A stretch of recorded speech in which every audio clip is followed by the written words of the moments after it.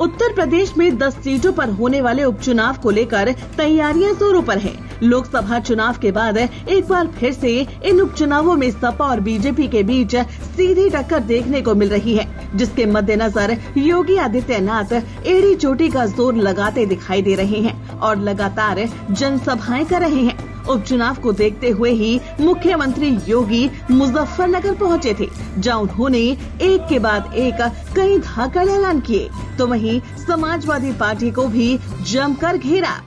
उन सभी योजनाओं को स्वीकृति करके आज उसके लिए मैं यहाँ आपके पास आऊँ। ये पत्थर लगे हैं सबके, कहीं सड़क का है, कहीं पुल का है, कहीं मिनी स्टेडियम का है और कहीं पे अन्य किसी कार्य का है। उसके लिए हम तो पैसा लेके आए हैं, हम विकास लेकर के आए हैं, सुरक्षा का बॉर्डर देने के लिए आए हैं, हमने दिया है तो हम कह रहे हैं।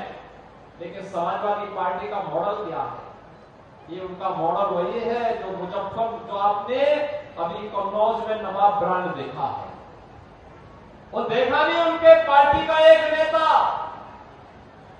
कैसे वहां की बेटी के साथ किस प्रकार का व्यवहार कर रहा है,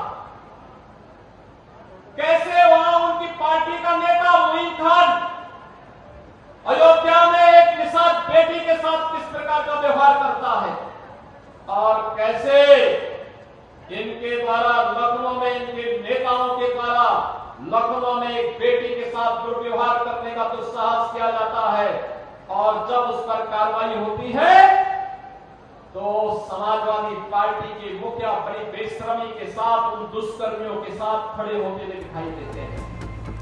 यहाँ आपको बताते हैं कि योगी यहाँ किस नवाब ब्रांच की बात कर रहे हैं। दरअसल कन्नौज में नाबालिग बच्ची से ज्यादती की वारदात सामने आई है। पुलिस ने मामले में पूर्व सपा नेता नवाब सिंह को गिरफ्तार किया है, जिसे लेकर ही योगी ने यहाँ नवाब ब्रांच का नाम दिया और मंच से सीधे सीधे महिलाओं से छेड़छाड़ करने वाले अपराधियों को भी चेतावनी दे डाली। उसका कोई भविष्य नहीं होता है और इसीलिए तो हम लोग आए हैं। बेटी भी सुरक्षित रहेगी और व्यापारी का सम्मान भी होगा। कोई उस पर आंच नहीं आने दी जाएगी, कोई आंच नहीं आने दी जाएगी। और मैंने जो पहले भी कहा था कि बेटी की सुरक्षा के साथ कोई खिलवाड़ करेगा तो अगले चौराहे पर उसका इंतजार कोई यमराज भी करना होगा, उसके अलावा कोई।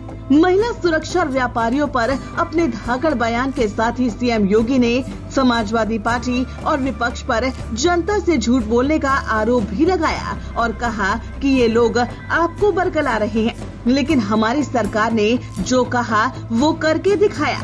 आपको बता दें कि उत्तर प्रदेश में 10 विधानसभा सीटों पर जल्द ही उपचुनाव होने हैं, जिसे बीजेपी की साख के तौर पर देखा जा रहा है और इसीलिए ही खुद सीएम योगी आदित्यनाथ ने 2 सीटों की कमान अपने हाथों में ले रखी है।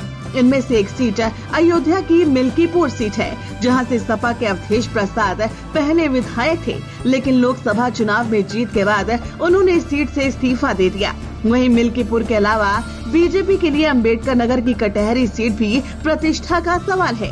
इस सीट को जिताने की जिम्मेदारी भी सीएम योगी के पास है और इसीलिए योगी विपक्ष को घेरने का कोई मौका नहीं गंवा रहे।